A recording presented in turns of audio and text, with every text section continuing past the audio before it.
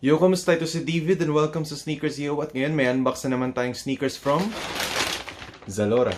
Tara!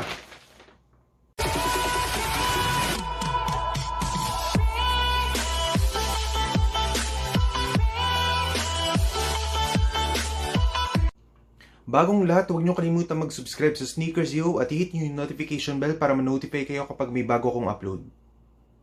Bali, yung unbox nating sneakers ngayon ay kabilang sa 990 series ng New Balance. Ito ang New Balance 996. Ang New Balance 996 ay isang running sneakers at una itong nirelease noong 1988. Kumpara sa ibang sneakers sa 990 series ng New Balance, idinagdag sa New Balance 996 ang C-cap midsole para suportahan ng ENCAP wedge nito. Bali, unbox natin itong sneakers na to at pagkatapos ng unboxing, ipapakita ko sa inyo ang on-fit look nito para magkaroon kayo ng idea kung ano itsura niya kapag suot-suot na.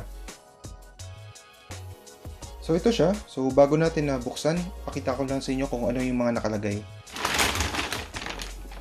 So ito yung pangalan ko, David Joshua Montalban. Nakuha ko siya ng 3,964 pesos. Ang original price talaga nito ay 4,795 pesos. So mga 800 pesos din yung natipid ko. So ito yung mode of payment, COD or cash on delivery. So yun, buksan na natin.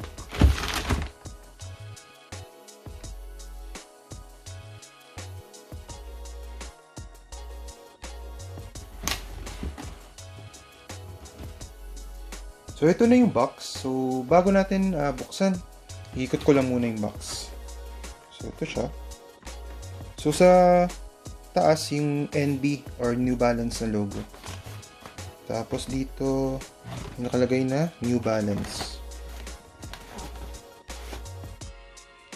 Ito yung New Balance logo. Tapos may New Balance na word. Dito, ito naman yung isang side. Ayun. Ito yung details ng New Balance 996. So, ito yung code niya, CM996RH. Bale, in-order ko siya ng 9 US. So, tama naman so far. So, ito yung original price niya, 4,795. Pero nakuha ko lang na lang siya ng 3,965 pesos. So, yun. Buksan natin. So, yung nakalagay. Ito yung New Balance logo. Tapos may nakalagay na Fearlessly Independent since 1906.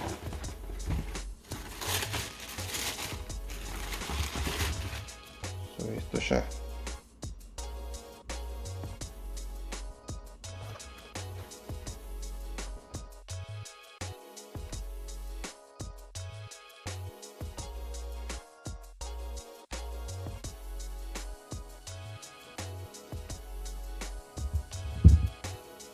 So, ito na yung New Balance 996. So, i-close up ko lang. So, yung dominant color dito sa sneakers na to ay gray. Pero iba-iba yung mga materials na ginamit. So, dito sa part na to, suede siya. Tapos, ito naman, mesh naman. Tapos, itong navy blue na to, parang leather. Tapos, bali ito yung New Balance logo, yung letter N. Ang material naman dito, leather naman. Tapos, may parang trimmings ng black sa letter. So, ito naman yung toe. Itong part na to, suede din, na gray. Tapos, ito, mesh naman na gray. Tapos, bali ganun din yung kabilang side. Ito, suede. Tapos yung New Balance logo, leather siya na may parang black na highlight or trimming sa gilid. Tapos ito namang part na to, navy blue.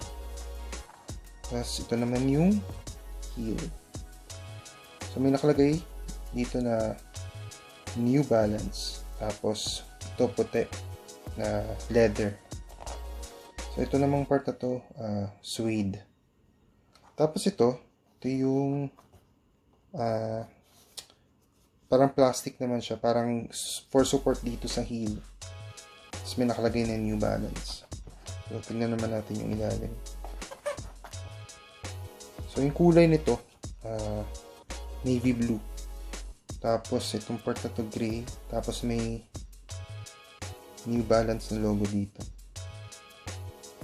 So, yung lace din, gray din. Tapos, itong sa tongue, nakalagay na New Balance na parang red siya na kulay. Parang bright red. Tapos, ito, New Balance 996. Yung 996, yun yung model niya.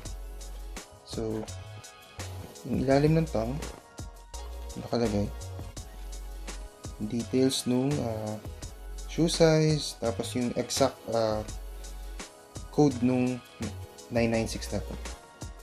Tapos ito naman yung loob ng sapatos. Ito namang part na to, para siyang parang tela yung material na ginamit sa lining. So tapos ito, may nakalagay New Balance 996. Tapos natatanggal to eh. Ayan siya.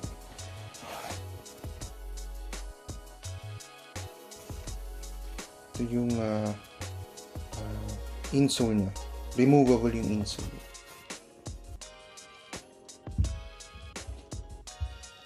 So tignan naman natin yung isa pang side.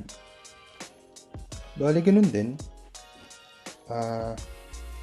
Suede to na gray. Dominant color talaga ng itong particular na sneakers to ay gray. Pero iba't iba yung materials. So, itong part na to, suede.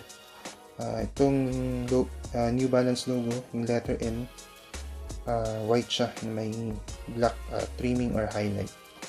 Tapos ito, navy blue na leather. Tapos ito naman, mesh. Ito naman yung nakalagay sa heel. Ito, New Balance na navy blue na sulat over white na leather din. Tapos ito naman, suede siya. Itong part na to, parang pan-support to sa heel. Parang plastic naman yung material. So, ganun din sa kabilang side. Ito, navy blue na leather. Ito, mesh na gray, suede na gray. Ito, tapos yung New Balance logo, white siya na leather. Tapos may trimming or highlight na black.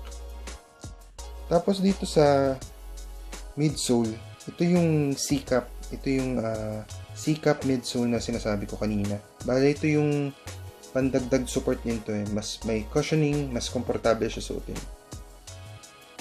So, yun. May C-cap. So, ganun din sa ilalim. Navy blue to. Tapos may gray na outsole din. Tapos nakalagay yung New Balance logo. So, yung